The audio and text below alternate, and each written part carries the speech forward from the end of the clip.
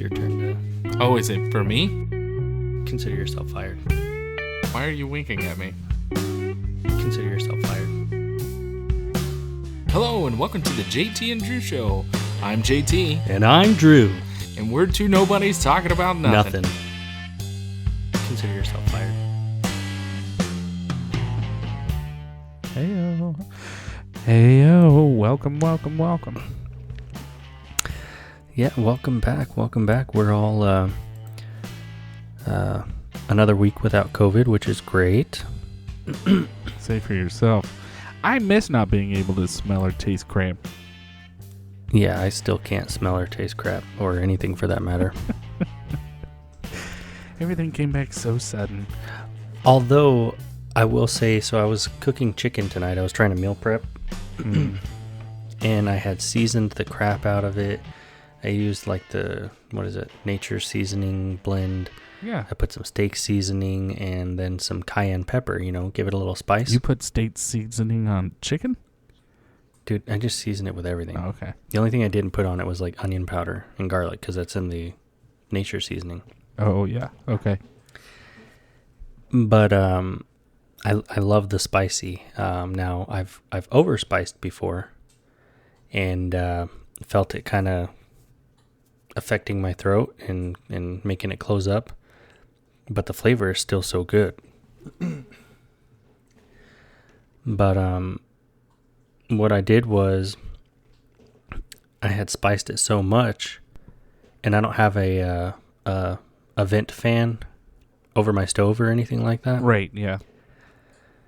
So the smoke or steam or what have you when you're cooking just kind of collects in the kitchen and then makes its way throughout the house. Mm-hmm. Well, I start coughing. I can't figure out why. I can't smell or taste anything. Yeah. I guess I used a lot of cayenne pepper. So, yeah, I thought I was going to throw up from coughing so much, but there was nothing to throw up. So after the first 8 chicken breasts, I stopped seasoning. I was like, okay, no more. These will be naked.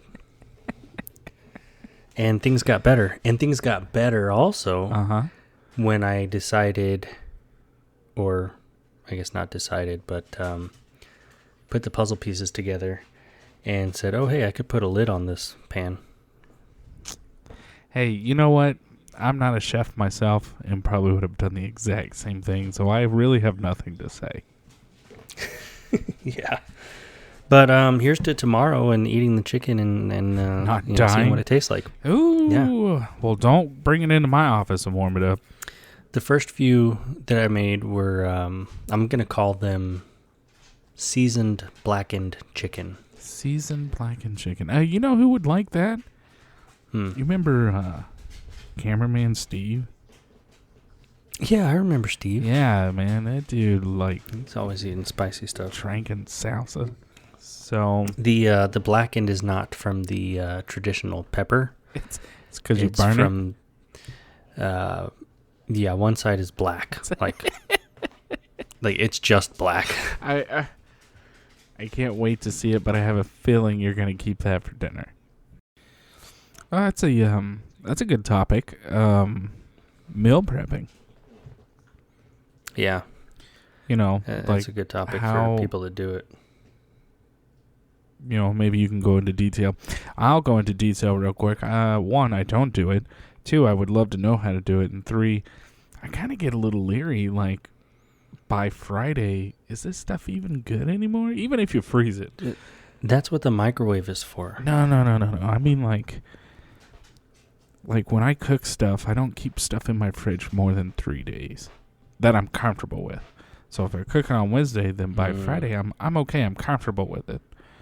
Right. But if I cook it on Monday, Friday, I'm going to sit there and, it's like a toss-up for me. Is this stuff going to come out quick in a hurry and I better be next to a toilet or? Yeah, so I like to live dangerously. When you meal prep, do you keep everything in the fridge and just put Monday, Tuesday, whatever? And then No. I just or do you freeze throw it in there?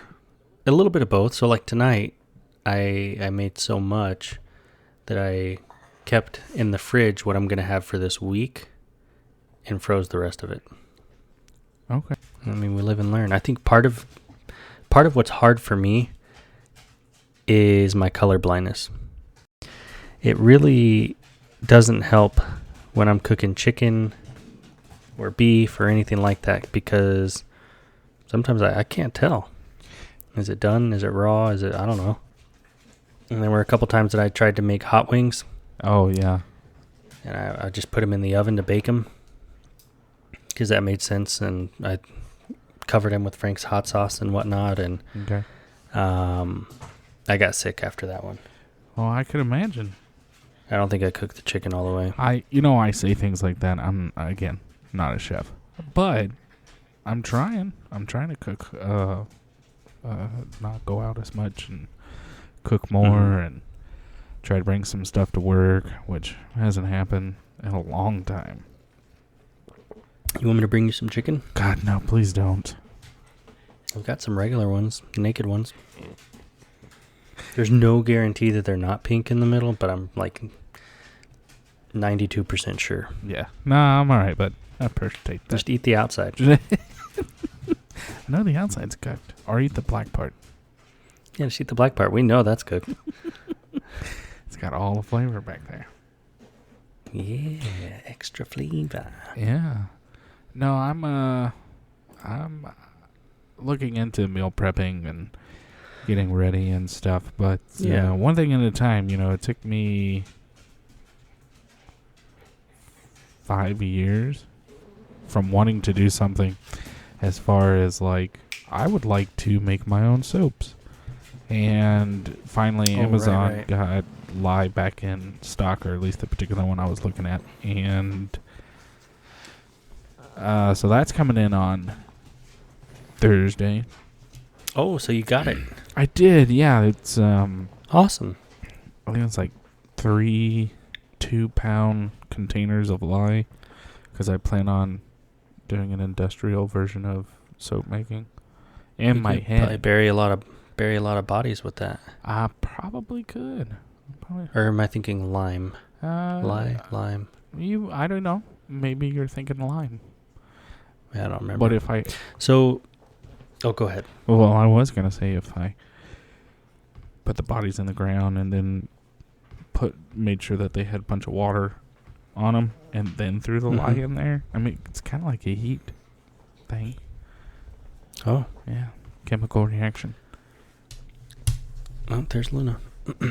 So do you plan on making like decorative soaps, or like scented ones, or like healthy soaps? Like this has got oatmeal and aloe vera and I don't know. Eventually, like down the line, which is why I bought so much lye.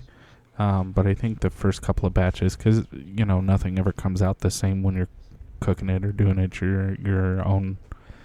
Sure, you're trying to figure out your recipe. Yeah, I'm trying to figure everything out. I think the first one I'm going to do is just going to be a simple one. Something that's good for sensitive skin, isn't going to like hurt anybody, because I personally love homemade soaps, but every one that I've ever had just really dries my skin out. Oh, yeah. So yeah. I'm going to see if Irish Spring soap.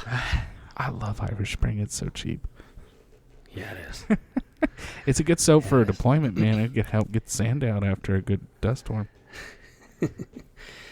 You'll have do you have a name for your soaps? Or maybe I'm getting put in the cart before the horse. Yeah, that's way before. I thought of your slogan already. What is it? It's strong enough for a woman, but made for JT. Got him. I'd buy it and gift it to you for Christmas. Yeah, I've looked on like different YouTube pages or a couple of websites or whatnot, and there are some people out there that say, hey, if you screw up on your soap that you've made, you can always grate it down into like little bitty pieces, and you can use it into your laundry, I don't know how comfortable I am with that. Oh, yeah. Yeah, you kind of got to be careful with the detergents because, like you said, your skin can still have a reaction. And Right. And your soap bars are going to have oils in them. So I wouldn't want my clothes to have oils in them. Yeah. So I don't know. I don't know a lot about this stuff, but the more research, more time, more stuff that you do, you get a lot more knowledgeable about it. Yeah, for sure. So, but I'll let you know when the first batch is done, and if you want one, I'll give you a bar. And yeah, man, definitely. Oh my goodness, man. Definitely. So we had talked about something kind of interesting at work today, or at least kind of scratching the surface. Yeah. But I don't remember what it was. So maybe you would like to start it off. You are poking the bear there, young man. Listen here. We were talking about weather. Oh, that's right. We were talking about weather. And whether or not to talk. Wait, that's the wrong. I pushed the wrong button there. All right. So weather. But no, my question was earlier today, what is your means of finding out the weather? Finding out how do you need to prepare for the day? Do you even do that? Because sometimes, and I know this from personal experience, I know I'll be like, hey man, it's like 30 or 40% chance of rain today. And you're like, oh, it is. And then you'll look it up on your phone and say, well, my phone doesn't say that. I'm like, yeah. And I'll like, okay, well, time will tell. And then I'm right. 60% of the time I'm right. Well, 40% of the time I'm 100% right. I'm glad you got that reference. So back to the weather. I was just about to say that. How can you bring Brandon into this? Let's go, Brandon. Hey, well, let's go. So I typically, if I'm just taking like a quick glance, I'll sorry, Luna. Oh, she slipped.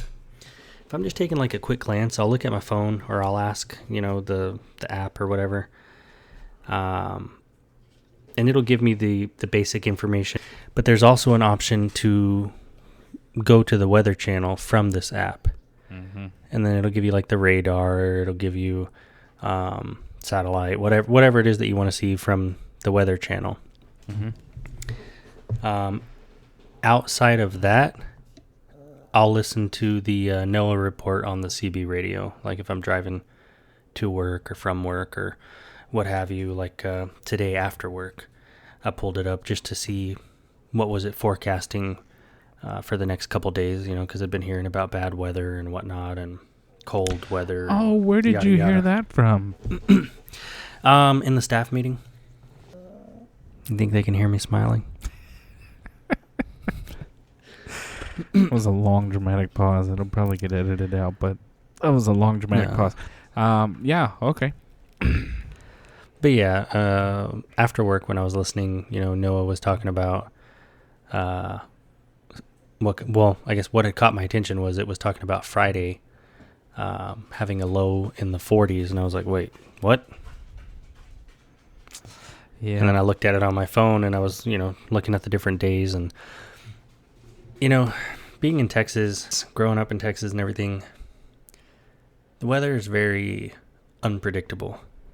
At least that's my experience. Whether we're in the Metroplex or we're not, it doesn't matter. Anywhere that I have lived in the state or traveled, visited, whatever, it's been weird, unpredictable. Yeah. I remember when I left for Hawaii for my assignment, that day, it was like, it was in February of 2014, I think. But it was 70 something during the day, maybe 80. Yeah. When I got out there, I called back to family to check in, let them know, hey, I made it, and blah, blah, blah. the weather was 20 degrees for them. I was like, holy moly. Yeah, it just changed like that. Yeah, and what I was looking at for, toward the end of this week and next is, it's talking about, highs in the 70s to 80s and then lows in the 40s, and then it gets the highs get progressively lower, but it's just, we're going, the 2 seasons that Texas has, we're either hot or we're cold. Oh, yeah. And we're making that transition, I think. It's it's getting into the weird part, and I can tell everybody what my so I absolutely love the weather. Doesn't matter where. To me, weather is just interesting. Hang on. If you love it so much, why don't you marry it? I'm trying, but it keeps blowing me off. Yeah. So and that's typical here in fall, about 80s, anywhere between. Yeah. And I'm doing my best, man. Anywhere between 15 Celsius to about 32 Celsius difference. So anywhere between 60 to about 90 degrees for us. Hey, man, I'm trying to get everybody involved, right? But anyways, no. So we got on the subject of weather, and we kind of cut it off because I was like, hey, what's your how do you get weather? How do you get your source of weather? And you had mentioned the Weather Channel. Well, Weather Channel is a good source. However, everyone, doesn't matter who they are, everyone, the newscasts here locally, nationally, everyone gets their weather source from NOAA. NOAA. Don't ask me what it stands for because I'm not going to tell you. Look it up. So, they get all their predictions and all their everything from NOAA. And NOAA is pretty good as far as short-term weather predictions. However, I don't know about you, but my family, and I've got it right here, my family, and I say my family, not my immediate, not my parents, but like my grandparents, my great-grandparents, were always superstitious. And I always saw, and I'm going to show you, but I'll talk about it here in just a minute, but I always saw this book in their house. Not this particular year, but you could walk around any of your grandparents' or great-grandparents' house or whatever, and you'd see this book. And what this book is that I'm showing Drew here, is the Old Farmer's Almanac.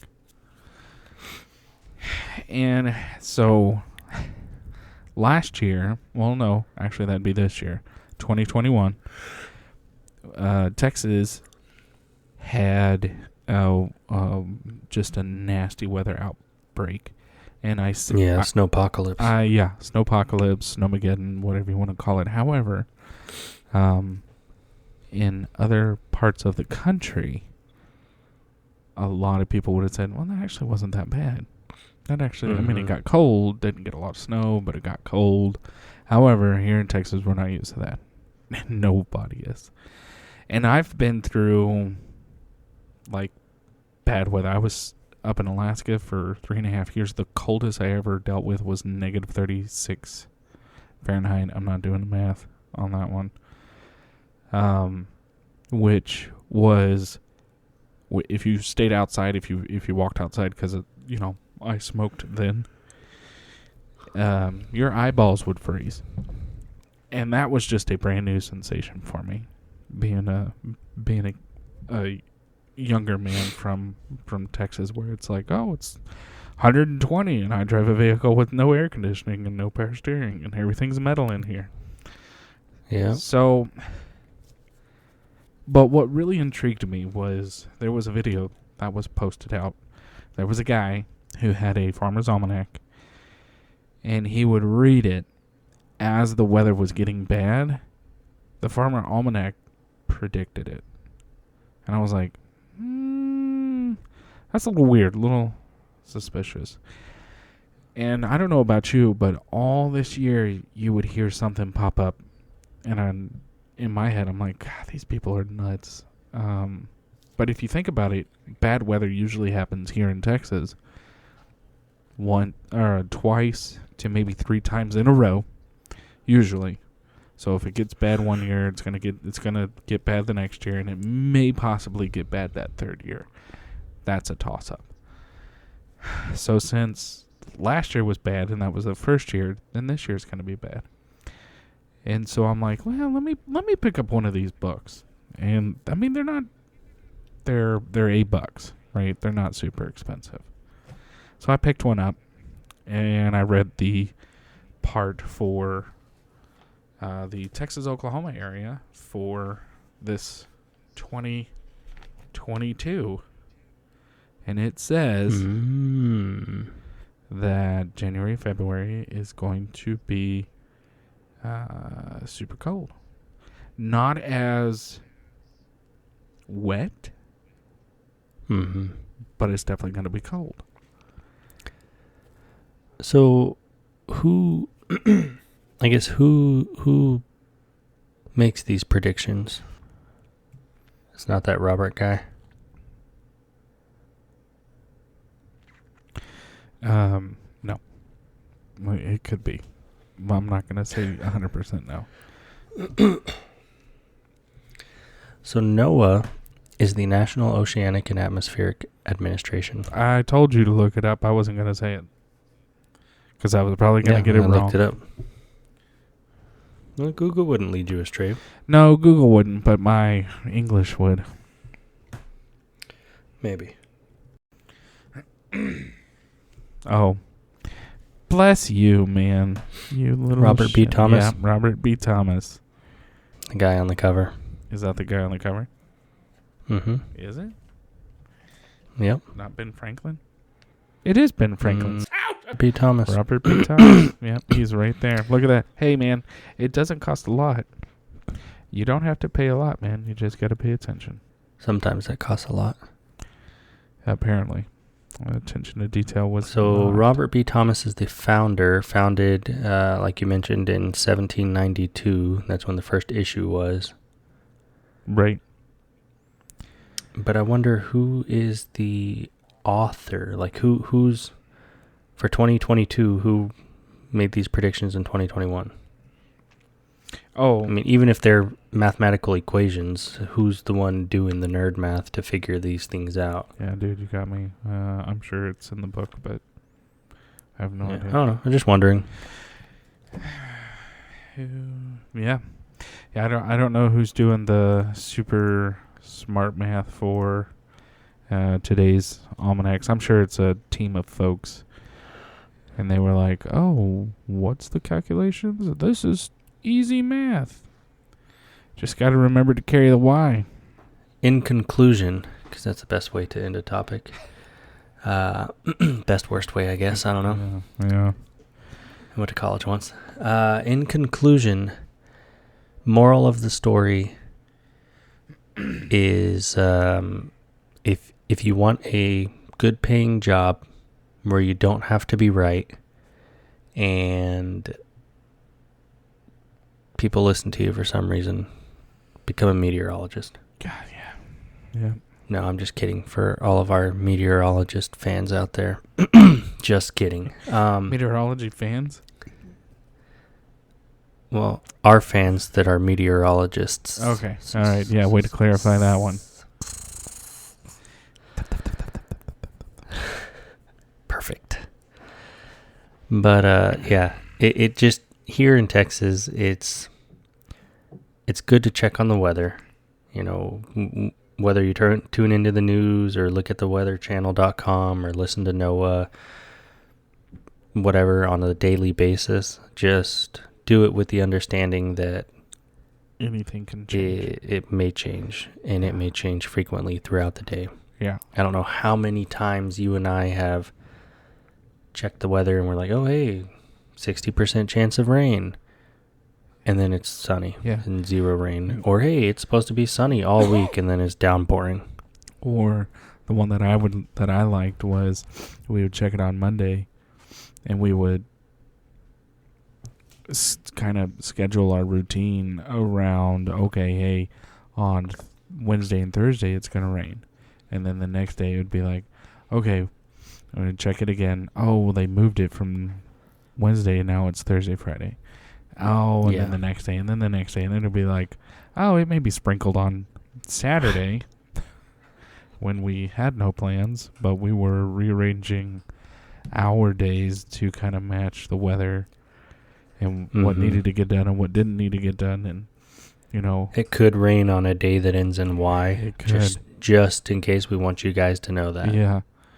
So, and, you know, you can't predict Mother Nature. She's going to do whatever the heck she wants to do when she wants to do it, like any other typical woman. But no, edit that. I wonder, why did they come up with Mother Nature? Well, because it's Mother Nature and Father Time. Yeah, but Mother Nature. Why are they assigned genders? Like, what if they don't want to be mother and father? No. Mother Nature is the nurturer, the life giver, and we live. Well, that's an assumption. We live we live in nature. We live in 2021. No, okay, fact. We do, but our ancestors, who we came from, lived in the forests, right? Okay. Hunter-gatherers, Mother Nature, right? Okay. Father Time is the one that whips. Father Time could really be your mother who transitioned. Why is this even a topic? Caitlyn Jenner. No. Look at Bruce and Caitlyn Jenner. Who that the hell cares? was a Father Time Who does scenario. Caitlyn Jenner got anything to do with Mother Nature and Father Time? Hello. Because it's both? Bruce turned into Caitlyn. Yeah. Just saying. Just couldn't. It's 2021. We might need to come up with new pronouns for nature and time. If it gets to that point, first of all, I'm blaming you already. But if it gets to that point, I think I'm done. I think I might need to go see Jesus sooner than I need to. You're just gonna check out? Yeah, and be like, hey, what up, Saint Peter? Dude, I'm surprised we're not there already. Like, everything else is... Yeah, it's a crazy world. Okay, but what needs to happen is I don't want to call them patriots. I don't want to call them the right. I don't want to... People who are tired of it, just people in general who are tired of it, need to speak up, need to speak out from the radical, whatever the heck this thing is. Yeah, well, and there's a way to get your point across effectively. What I need you to do is I need you to write down and translate what I say on a day-to-day basis, so I don't shoot off an email and almost get fired. Yeah. Just, show up and I hear what you're saying. And I could do that for, I don't know, $35 an hour. I don't know. Haven't decided yet. So, any more on weather? Yeah, I got a lot. On weather. I could talk about this for another 3 or 4 more hours, but we have other podcasts that we want you to listen to. So, yes, we want you to return. Please edit that out. I do not need Officer Tatum to come and arrest me. Does the Farmer's Almanac do a day by day? Or does it do like a season, or how does it? From what I have found, how does it work? And I have really only read this thing while I was on the John, is it does it by weeks. So okay, maybe because I would recommend Noah for the day to day. I know in our experience with it, it's been pretty good. It's updated pretty frequently. Yeah, I wouldn't go And, past 10 days. And that to me is still stretching it Past 10 days for what? for NOAA. Oh, like looking at the forecast? Yeah. Yeah. But just on a day-to-day, hey, I want to check in. I want to see what the forecast is for today. Yeah. Well, your national or local news pulls that information from NOAA. So look at whoever you want.